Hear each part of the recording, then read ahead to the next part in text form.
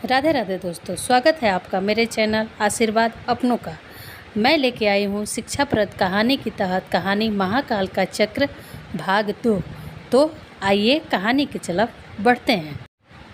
इस विचित्र जीवन की पूरी कारगुजारी को अवश्य देखेंगे।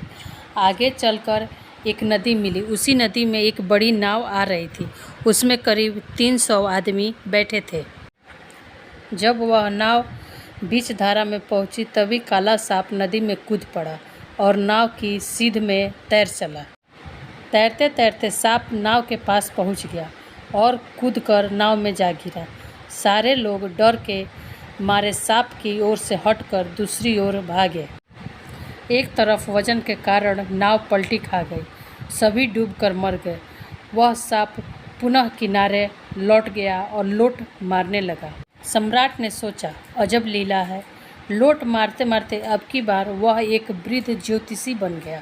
सफ़ेद दाढ़ी शोभा दे रही थी, हाथ में पंचांग, ललाट पर चंदन। सम्राट ने आगे दौड़कर उसके चरण पकड़ लिए। ज्योतिषी, तुम कौन हो? सम्राट, मैं एक राजा हूँ। ज्योतिषी, तुम कौन हो ये तुमने बता दिया, परंतु तुम जानते क्या हो? सम्राट, मैं सुबह से आपके पीछे लगा हुआ हूँ। जब आप वृक्ष के रूप में थे, आपने युवती बनकर और सांप बनकर जो काम किया वह सब मैंने देखा। यह आपका चौथा रूप है। ज्योतिषी, अच्छा, तो आप पूछना क्या चाहते हैं? सम्राट, मैं केवल यह जानना चाहता हूँ कि आप कौन हो। ज्योतिषी, राजन, तुम इस झंझट में मत पड़ो, अपने रास्ते जाओ। सम्राट, नहीं स्वामी, जब तक आपका परिचय प्राप्त ना कर लूँगा तब तक आगे डेग ना करूँगा। ज्योतिषी, तो सुनो राजन, मेरा नाम है महाकाल। लोगों के विनाश के काम में लगा रहता हूँ। सम्राट, तो क्या आप जिसे चाहते हैं उसे साफ कर डालते हैं? महाकाल, नहीं राजन, इसके लिए मैं स्वतंत्र नहीं हूँ। परमात्मा का एक तुच्छ सेवक हूँ। परमात्मा की आज्ञा से मैं मारने योग्य व्यक्ति को पहचानता हूँ। सम्राट, अच्छा महाकाल जी, मेरी मौत को भी बताएंगे? महाकाल, यह बताने की सरकारी आज्ञा नहीं है। तुम भी बहुत दिनों तक जीवित रहोगे। तुम्हारे द्वारा परमपिता परमेश्वर अनेकों परोपकार के काम कराएंगे। सम्राट, फिर भी इतना बतला ही दीजिए कि मेरी मौत कैसे होगी? महाकाल, कोठे पर से गिरकर। सम्राट, अब आप किसकी घात में हैं? महाकाल, वो तो तुम्हारे अधिकार से बाहर का प्रश्न है। सम्राट, आपने वृक्ष बनकर क्या किया था? महाकाल, एक आदमी एक पेड़ पर चढ़ा लकड़ी काट रहा था।